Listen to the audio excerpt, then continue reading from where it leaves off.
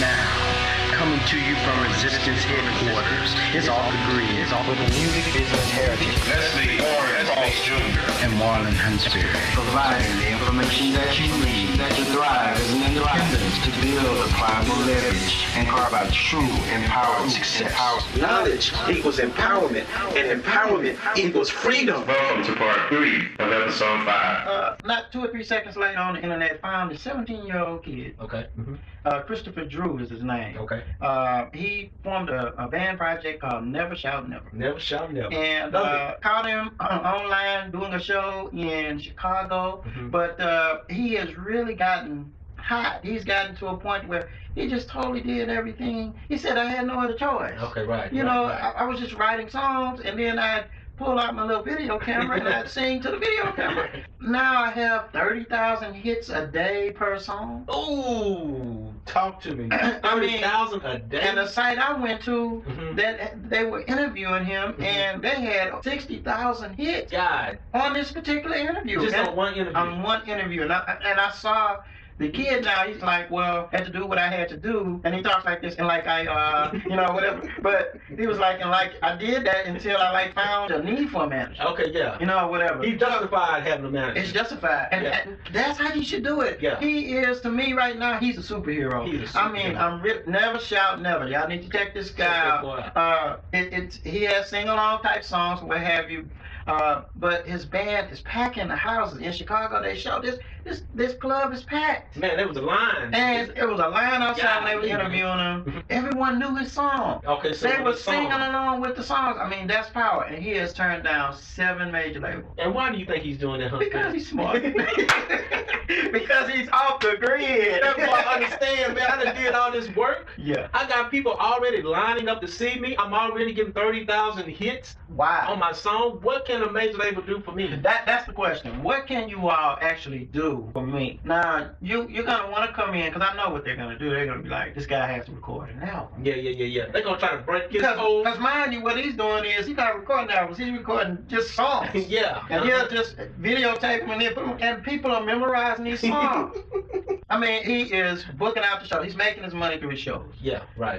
Yeah, right. You know, Which is a great model. that's a great model. Now, I haven't seen him monetized. Now, I'm going to do more research on him because he is an off-the-grid soldier. But Right. we're going to see if he's monetizing anything with his site or what have you. But for now, he's touring. Yeah. Got his management in place, but he already had a demand Yeah.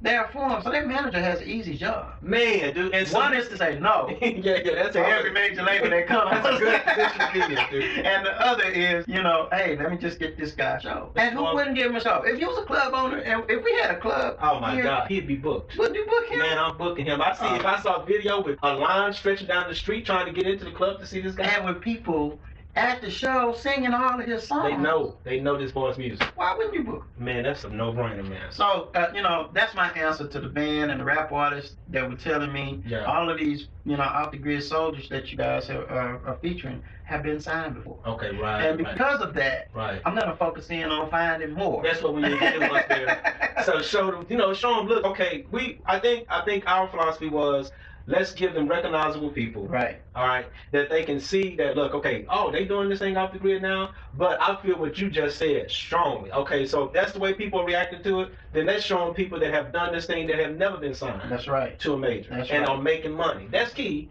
They are making money. They're making money. And then there are those that were signed to low-level deals, right? And the negative end on being signed to a moderate deal with a record label, they have, I guess, aspiration for you to go gold. You know, Yeah. now if you sign to a major, they want you to go platinum Right, or right. you dropped. Yeah, but, right. But, you know, a low-level deal where they don't put as much money into you, Yes. they'll settle for gold. And there are bands like Seven Dust that many may not know of, but they have been on and off labels, and now they're totally independent, and they are out there just gigging. Man, they Just live off of that. This is how they live. They do about 4 or 5 gigs a week, just traveling the country. That is, I mean, if you're a musician, if you're a singer, it's like, okay, again, why are you necessary? Yeah. If you're in this thing to be a one-dimensional act, and I say one-dimensional, I mean just on record, okay, then you limit your monetization opportunities. Because if you're saying that you want to sell CDs and because you want to sell CDs, you think the best way for you to sell a CD is to sign with this major, okay? Then it's like you're skipping over dollars to get pennies, in my mind. That's how I'm looking at it. Well, I think CDs are about out the window anyway. Yes, sir. It's time for people to move on. People, like you were talking about Trent Reznor. Yeah, we need to make sure. His name was Trent. 9 Inch Nails. They were on a major, and now you can pay them to get back in with a major. They're totally self-sufficient. The power and control to work out individual deals. Man, dude. It's there to do all kinds of things. So, you know, finding ways to separate yourself. Those guys, Radiohead. Radiohead is another. That's another one. We have to, you know, but I mean, we can go on and on. They're out there. Yes. In whatever genre. I mean, come on, man. If you want to go back in rap history, you can talk about those things. Look at Master P. Yes. Master P had the ultimate distribution deal. We Yes. got to talk about that. Right. You know, but it has been done. Some of these independent labels Yes. were totally off the grid. Totally, man. Here in Houston, Rap Lot, totally off the grid. Yes. You can never get him to sell his master. He's not giving up his masters, man. I mean, and why would he? Why would he? He's built up so much leverage. Yes. You know what I mean? And I think there are so many, whatever genre of music you're in, Right. we'll be able to find. Yeah, we're gonna find an an example. soldier there. Yes, sir. Yes, sir.